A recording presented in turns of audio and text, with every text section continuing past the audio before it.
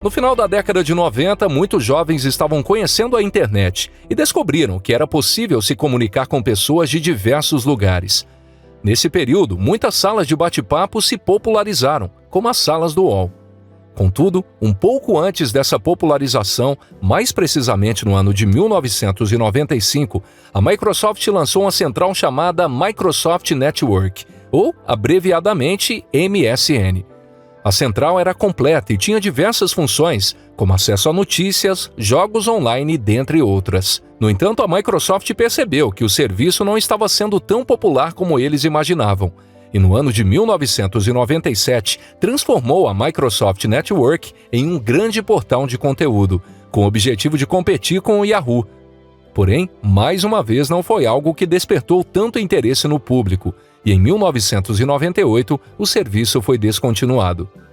Foi então que a Microsoft, percebendo a crescente das plataformas de mensagens instantâneas, decidiu que também iria entrar nesse mercado.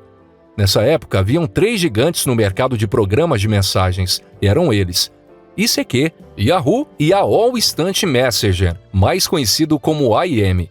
Logo, a Microsoft lançou no dia 22 de julho de 1999 o MSN Messenger, para que usuários pudessem trocar mensagens em tempo real. Entretanto, a plataforma demorou um pouco mais de um ano para cair no gosto do público. A primeira versão era bem básica e só foi lançada nos Estados Unidos, mas logo depois foi liberada para todos os países. Porém, apesar de ter conseguido lançar sua plataforma, a Microsoft encontrou desafios significativos. O primeiro deles é que milhões de usuários já utilizavam as plataformas dos concorrentes. Já o segundo problema é que os programas não eram compatíveis. Logo, a Microsoft teve que encontrar uma maneira de atrair as pessoas para a sua plataforma e também oferecer uma maneira de se conectar com suas concorrentes. A Microsoft sabia que não seria uma tarefa fácil, mas percebeu que tinha uma vantagem em relação às outras plataformas, o Hotmail, pois o MSN Messenger se conectava diretamente com o serviço de e-mail e assim permitia que milhões de pessoas conseguissem acessar a plataforma de mensagens. Mas a equipe da Microsoft não parou por aí. Eles tiveram uma ideia um pouco controversa. Eles descobriram que era possível acessar a rede da plataforma IM através do MSN sem baixar o programa da IM. Ou seja, por meio de uma falha no código do programa rival, as pessoas conseguiam acessar os contatos das duas plataformas utilizando o MSN. No entanto, a concorrente descobriu o que a Microsoft estava fazendo e conseguiu bloquear para que o MSN não tivesse acesso à sua plataforma. A Microsoft ainda tentou burlar mais uma vez, pois ela queria ter acesso aos 40 milhões de usuários de sua concorrente, mas não deu certo.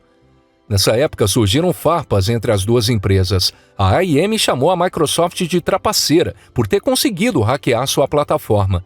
Por outro lado, a Microsoft disse que a atitude da rival de ter bloqueado o MSN não era um jogo limpo. Apesar do começo do MSN ter sido bastante turbulento, a plataforma se tornou revolucionária, tanto que em 2001 ela já havia se tornado bastante popular em todo o mundo.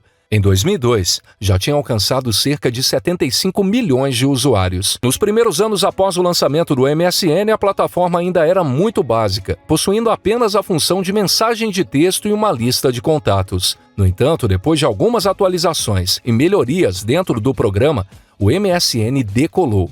Outro fator que ajudou na popularização da plataforma foi o fato dela ter sido incluída no Windows XP no ano de 2001. Além de mudanças estéticas, o novo sistema operacional trouxe diferentes funções para o MSN. No ano de 2005 foram implementados os Winks, que eram figuras animadas, parecidos com os GIFs de hoje, que emitem sons e preenchiam toda a tela do computador. Entre os Winks mais populares tinham os que simulavam sons de risada, beijo, dança e até uma bexiga d'água estourando na tela do computador. Fora isso, ao longo das versões do MSN, mais atualizações foram surgindo, como transferência de arquivos, personalização do nome, escrever algo no subnick, colocar no status disponível, ausente, ocupado ou invisível, jogar online, campo minado ou Uno, botão que chamava atenção quando alguém demorava para responder, que fazia com que a tela tremesse e emitia um som alto. E até era possível ver a música que o usuário estava ouvindo, já que o MSN tinha integração com o Windows Media Player. Além disso, o MSN tinha diversos emoticons e ainda dava a opção de criar emoticons personalizados com base nas imagens salvas no computador do usuário. Ou seja, qualquer pessoa dentro do MSN podia criar um emoticon para qualquer palavra, quase como se fosse uma figurinha do WhatsApp. E aí, toda vez que você escrevia a palavra, o emoticon personalizado aparecia. Nessa época era muito comum conversas cheias de emoticons piscando, brilhando e letras coloridas. Pouco tempo depois, a Microsoft também incluiu as conversas por webcam no MSN, que logo se tornaram um sucesso, com mais de 2 milhões de sessões por dia. Outra atualização foi o envio de mensagem de voz de até 15 segundos. Logo, com todas essas atualizações e funções, o MSN foi tornando a plataforma número 1 de serviço de mensagens instantâneas em todo o mundo. O sucesso foi tanto que, em 13 de dezembro de 2003, a Microsoft anunciou que havia alcançado a impressionante marca de 110 milhões de usuários por mês no MSN. O MSN Messenger foi, sem dúvidas, um dos responsáveis por moldar a forma como as pessoas se comunicam na internet e a inspiração de diversos aplicativos de mensagens e redes sociais. Mesmo com milhões de usuários ativos na plataforma e recursos inovadores, o MSN precisou lidar com alguns desafios. No ano de 2002, muitos usuários da plataforma tiveram suas conexões interrompidas e toda a lista de contatos acabou desaparecendo. Sem motivo nenhum, usuários de diversos países, principalmente no Chile, Singapura, Estados Unidos e Coreia do Sul, tiveram sua lista de amigos excluída de suas contas. Na época, foi estimado que 1/3 de todos os usuários do MSN tiveram algum tipo de problema. Além disso, o Microsoft Passport, que armazena as credenciais de acesso dos usuários, começou a apresentar diversas falhas, fazendo com que usuários não conseguissem fazer login nem no Hotmail nem no MSN. A Microsoft não sabia onde estava o erro e tentou de todas as formas resolver os problemas dos usuários. Mas essas falhas surgiram na pior hora possível, já que nessa época o MSN estava no auge e vivendo uma verdadeira guerra com as plataformas de mensagens concorrentes. Foi nesse mesmo período que as salas de bate-papo virtuais começaram a ganhar força. Logo, a Microsoft, juntamente com outras empresas, também criou sua própria sala de bate-papo, onde usuários que não se conheciam podiam conversar entre si. Nas salas era possível adicionar idade, gênero e localização, o que deixava as pessoas expostas e correndo sérios riscos. E foi aqui que os novos problemas surgiram, uma vez que quanto mais pessoas se conectavam nas salas virtuais de bate-papo, mais pessoas más intencionadas apareciam. Logo, as salas virtuais, que eram para serem divertidas, passaram a ficar cada vez mais perigosas. Por conta disso, no ano de 2003, a Microsoft optou por fechar todas as suas salas de bate-papo e incluiu novas medidas de segurança, principalmente em relação aos menores de idade. Entretanto, apesar de ter resolvido esse problema, pouco tempo depois a Microsoft teve que lidar com novos obstáculos. O MSN Messenger existiu de 99 até 2005, quando estava na versão 7.5. Porém, logo depois a Microsoft decidiu que precisava de uma nova identidade para o programa e trouxe a versão 8.0, eliminando o nome MSN e adotando um novo nome, Windows Live Messenger. Apesar da mudança, a maior parte das pessoas continuavam chamando de MSN. Além dessa alteração, a versão 8.0 contava com atualizações estéticas e novos recursos, incluindo mensagens offline, novas cores e até mesmo controle parental. Apesar de trazer melhorias, os usuários estavam se afastando do MSN em busca de novos serviços que tivessem alguns diferenciais. No começo, diversos usuários não curtiram as atualizações e muitos dizem que a mudança para o Windows Live Messenger foi quando a plataforma perdeu seu prestígio. Mesmo o programa continuando bom e com as funções que agradavam os usuários, haviam também muitos bugs e problemas de software que foram afastando o público. Fora isso, tiveram problemas de compatibilidade, especialmente com o Windows 2000 e versões anteriores.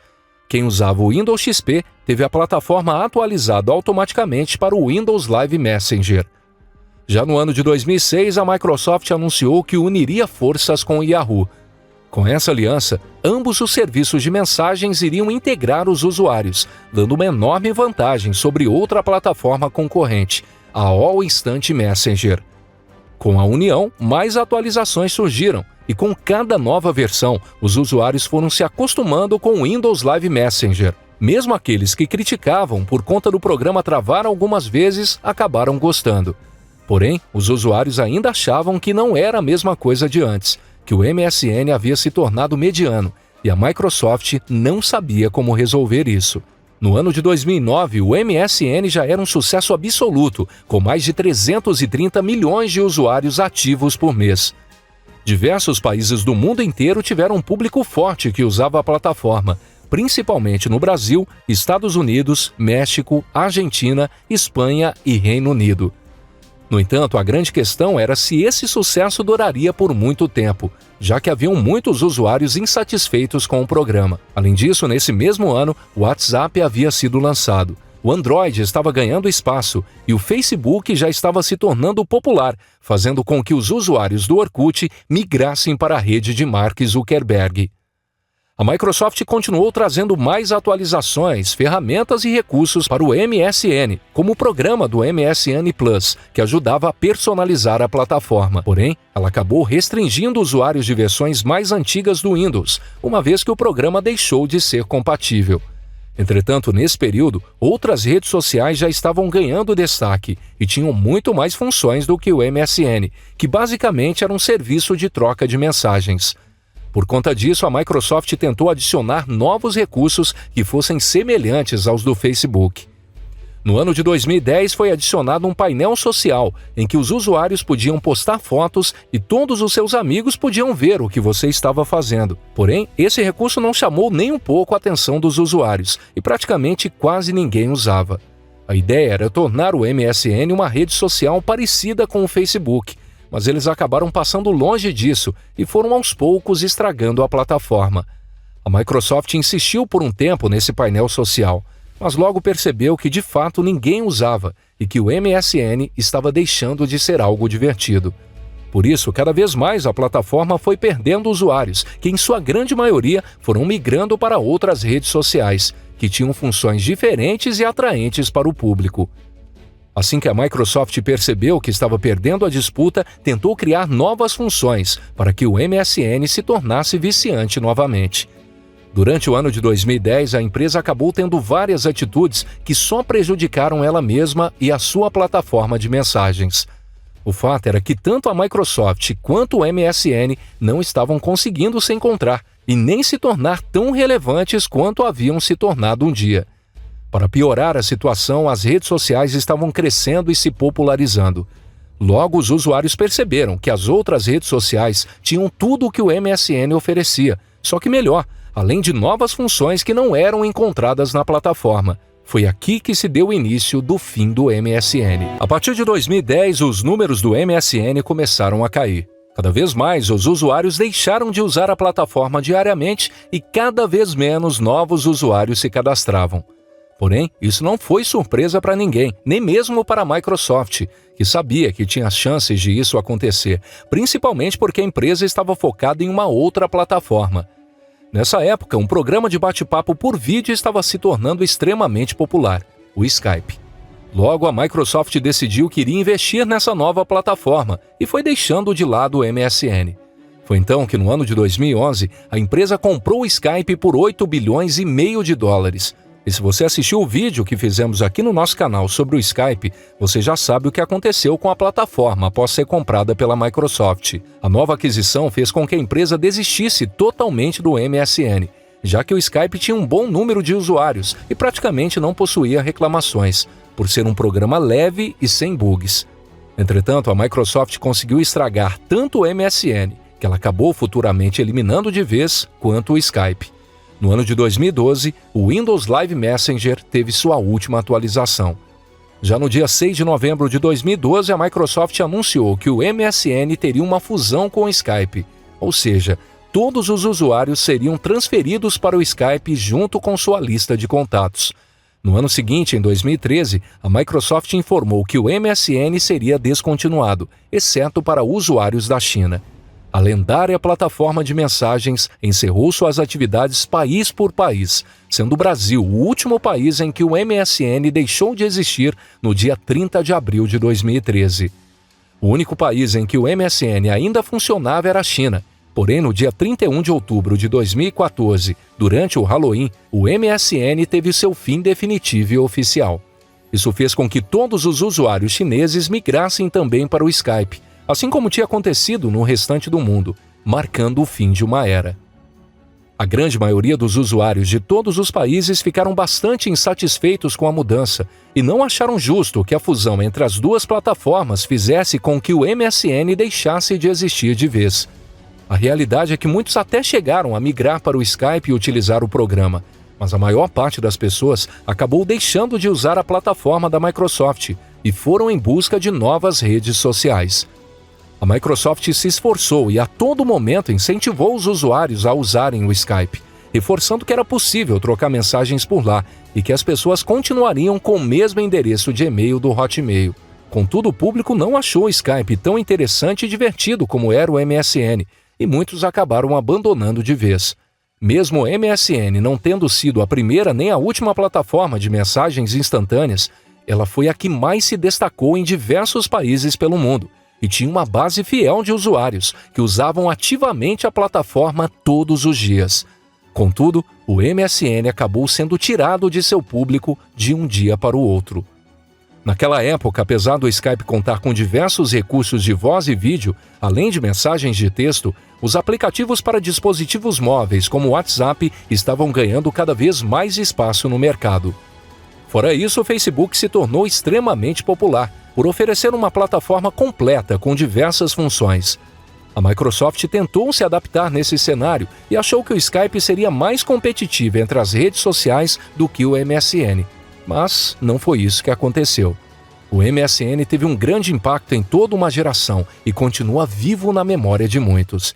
Mas o que aconteceu foi que o mundo já estava mudando para o mobile, e o MSN acabou se tornando uma vítima das mudanças tecnológicas. Mas agora me diz, você usava também o MSN? Sente falta dessa plataforma? Deixa aqui nos comentários a sua opinião. Se você já curte os nossos vídeos, aprendeu algo novo por aqui, ou simplesmente gosta do que compartilhamos, que tal apoiar ainda mais o nosso trabalho? Você pode se tornar um membro a partir de R$ 1,99 por mês. Ao virar membro, você terá acesso a benefícios exclusivos, como selos personalizados, figurinhas e vídeos exclusivos. Com seu apoio, conseguiremos investir ainda mais na produção de conteúdo e melhorar ainda mais a sua experiência aqui no canal. O seu suporte faz toda a diferença. Então, se você quer ajudar o conhecimento disruptivo a crescer, não perca tempo. Vire membro e faça parte da nossa comunidade agora mesmo. O Orkut foi uma rede social bastante popular e era muito querida, principalmente pelos brasileiros, que praticamente dominavam a rede social. Ele tinha diversas funções, como recados, depoimentos, fotos e até jogos.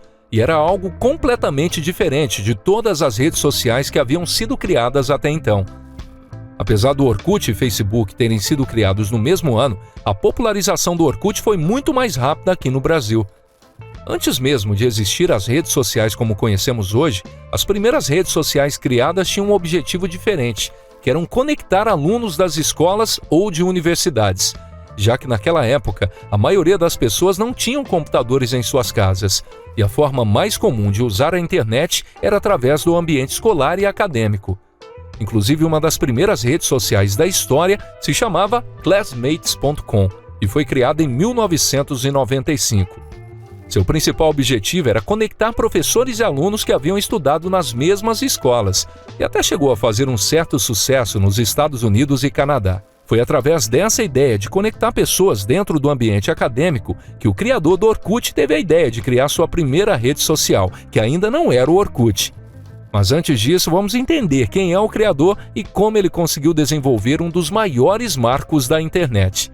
O nome do criador é simplesmente Orkut Buyukotken. Sim, ele colocou seu próprio nome quando criou a rede social. Ele nasceu na cidade de Konya, na Turquia, no dia 6 de fevereiro de 1975. No entanto, a maior parte da sua infância e adolescência ele viveu na Alemanha, e foi nesse país que ele teve seu primeiro contato com programação, e de cara já ficou bastante interessado. Após alguns anos, Orkut resolveu voltar para a Turquia para fazer faculdade e acabou se formando em engenharia de software. Depois de formado, ele teve a oportunidade de ir para os Estados Unidos, mais precisamente para a Califórnia, para fazer seu PhD em ciência da computação na Universidade de Stanford. Foi nessa época, no ano de 2001, que Orkut teve a ideia de criar sua primeira rede social enquanto fazia seu PhD. Logo, após um tempo de estudo e programação, ele criou o Clube Nexus, que era uma rede social focada para estudantes de Stanford, para criar amizades, conexões e também para discutir coisas relacionadas à universidade. O Clube Nexus tinha diversas funções bastante interessantes e até algumas semelhanças que anos mais tarde seriam vistas também no Orkut. Para a época, essa rede social era bastante avançada e por isso acabou sendo bastante popular entre os alunos de Stanford, chegando a mais de 2.000 usuários, que era um grande feito até então. Além disso, a criação da rede social também chamou a atenção de algumas grandes empresas que começaram a ficar de olho e logo ofereceram uma ótima oportunidade para o Orkut. Após o sucesso do Clube Nexus, ele resolveu se desafiar mais uma vez e desenvolveu uma segunda rede social, chamada Encircle, que também fez bastante sucesso, mas ficou limitada entre os alunos de Stanford. Diante de 2 projetos que acabaram indo mais longe do que Orkut imaginava, ele resolve profissionalizar ainda mais o seu negócio e cria sua própria produtora. Queria desenvolver outras plataformas, chamada Affinity Engines, ainda no ano de 2001. Mas é no ano seguinte, em 2002, que a vida de Orkut tem uma grande reviravolta. Após a criação de 2 redes sociais que ficaram bastante populares dentro de uma das maiores universidades americanas, 2 empresas ficaram sabendo e se interessaram pelos projetos de Orkut, pois sabiam que ele poderia agregar muito dentro das companhias, principalmente porque ambas já estavam interessadas no setor de plataformas, redes sociais e mobile. Foi então que Orkut recebeu 2 grandes propostas de trabalho, do Google e da Microsoft. Orkut sabia que seria uma decisão difícil e que mudaria sua vida para sempre. A proposta da Microsoft era que ele ficasse no setor da empresa focado em mobile, e ele teria um cargo importante dentro da Microsoft logo no início de sua carreira profissional. Já o Google, que na época ainda não era uma gigante da tecnologia como é hoje, tinha um outro formato de trabalho, e ele não ficaria limitado a um único setor, trabalhando em diversas áreas dentro da companhia. Diferente da Microsoft, o Google ainda estava no começo e por isso tinha muitas ideias inovadoras. Além disso, a sede do Google era muito mais perto da Universidade de Stanford. Pelo fato da dinâmica da empresa, pelo ambiente do trabalho e por estar mais perto da faculdade, Orkut acabou escolhendo trabalhar no Google. Durante o tempo em que trabalhou na empresa, ele teve a oportunidade de participar do desenvolvimento de diversos aplicativos e funções do Google, como o AdSense, o Maps e o Gmail. Naquela época, tudo isso ainda estava na fase inicial de desenvolvimento, e por isso Orkut conseguiu transitar por diversas funções e participar de diversos projetos, sendo um funcionário bastante ativo dentro do Google. Enquanto trabalhava no desenvolvimento de diversos produtos do Google, a empresa implementou uma iniciativa chamada Projeto 20%, em que os funcionários eram incentivados a gastar até 20% do seu tempo de trabalho remunerado em projetos pessoais. A política dos 20% foi uma ideia inovadora do Google, que existe até hoje. A ideia é que os funcionários possam explorar suas paixões e inovar, o que pode gerar resultados para a empresa, além de estimular a criatividade dos funcionários. E foi a partir dessa política que diversos produtos bem-sucedidos do Google foram criados, como, por exemplo, o Orkut. Foi por conta da política dos 20% que o Orkut passou a se dedicar no desenvolvimento de uma nova rede social para o Google. Durante todo o processo, ele teve bastante apoio da empresa.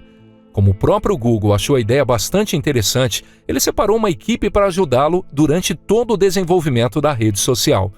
Inclusive, 2 pessoas muito importantes dentro do Google deram bastante apoio e suporte durante a criação da rede social. Um deles era Eric Schmidt, que na época era CEO do Google, e outra pessoa era Marissa Mayer, que foi a primeira engenheira da empresa e contribuiu para o desenvolvimento de produtos, como Google Maps, Google News, Google Books, Gmail, Google Imagens e a ferramenta de pesquisa.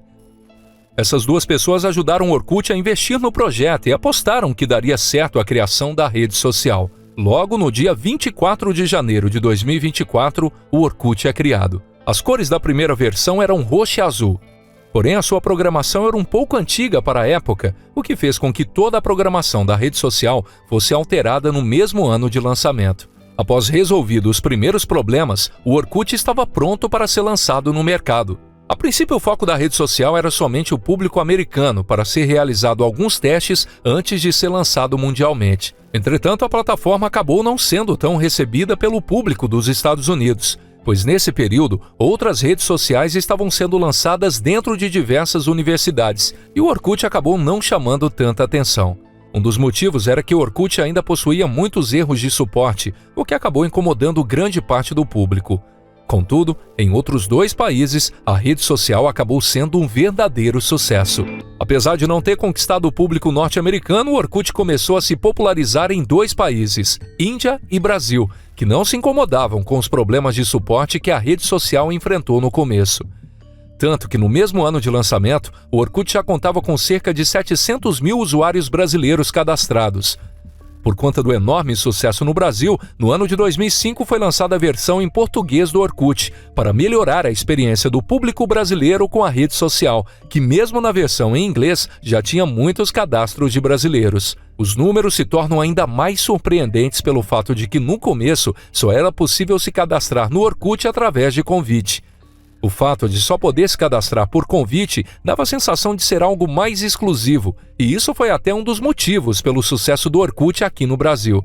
No entanto, a verdade é que eles colocavam essa opção para que não tivesse muitos acessos ao mesmo tempo, e isso acabasse sobrecarregando o servidor da plataforma.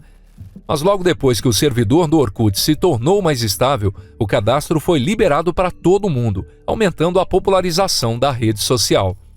Outro motivo que levou o Orkut a ser um grande sucesso em terras brasileiras foi que no ano de 2004 foi um ano marcante para a internet banda larga no país, já que antes era internet de escada.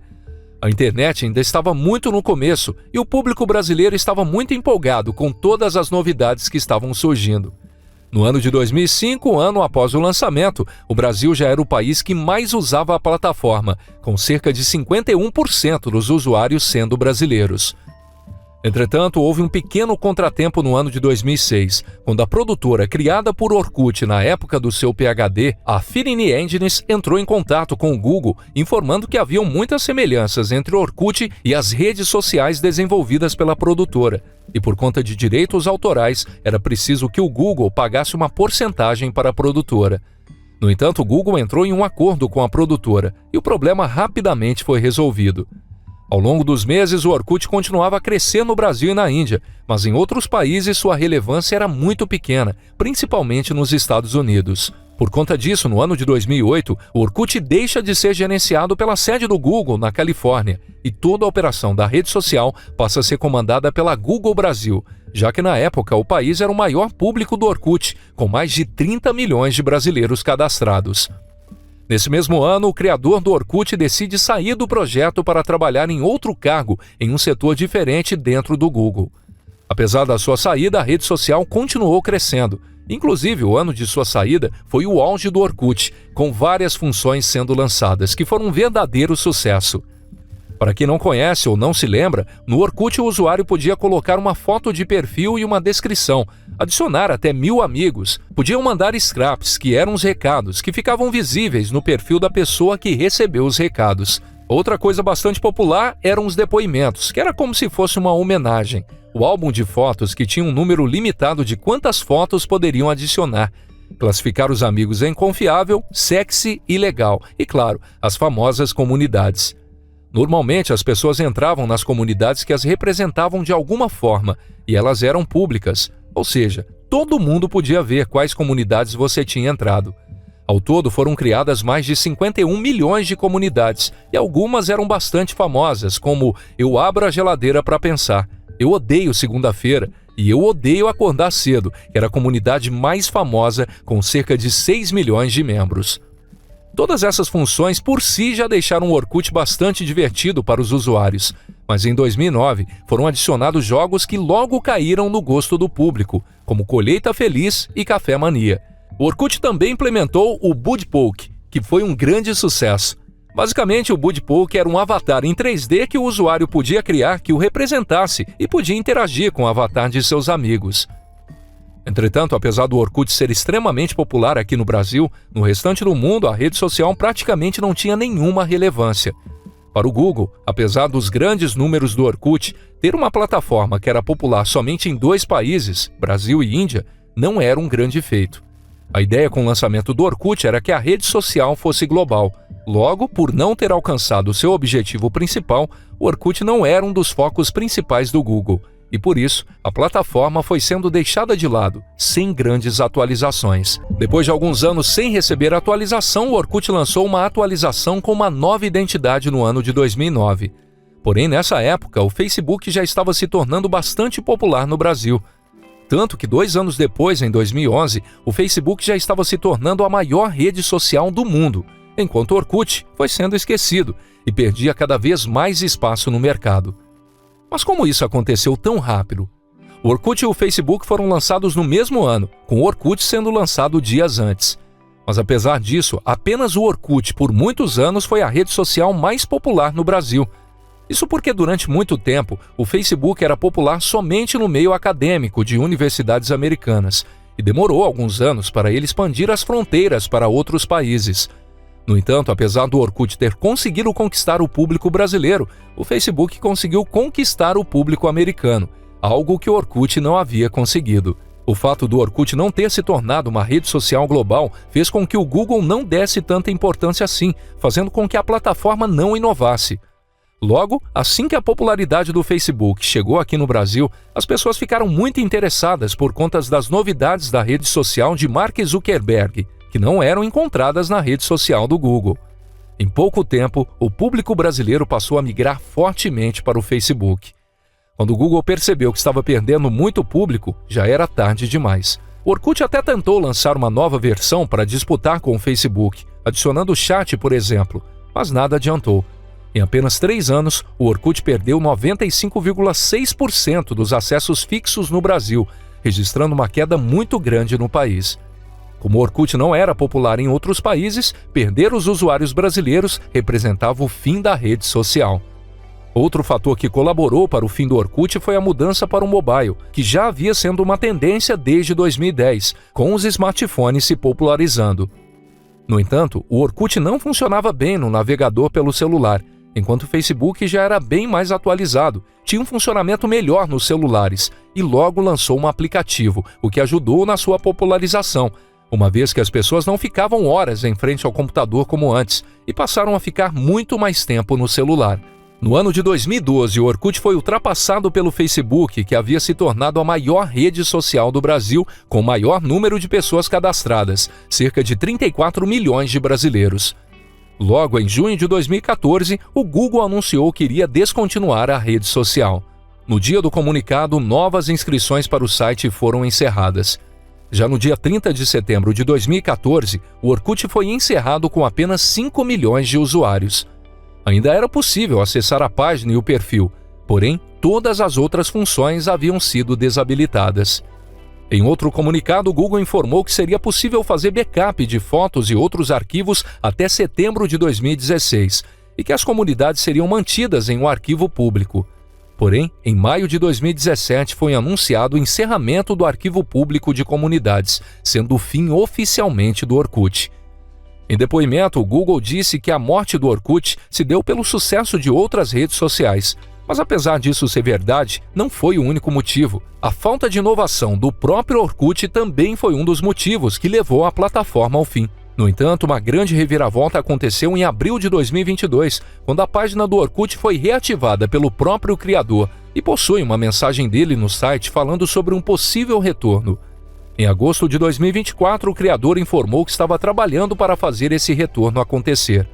Ele não informou uma data para isso, mas disse que os estudos para o lançamento estão avançados e que a rede social não será exatamente como antes. A nova plataforma irá reunir as experiências do Orkut e também do Hello, uma outra rede social criada por ele que possui um algoritmo considerado mais saudável.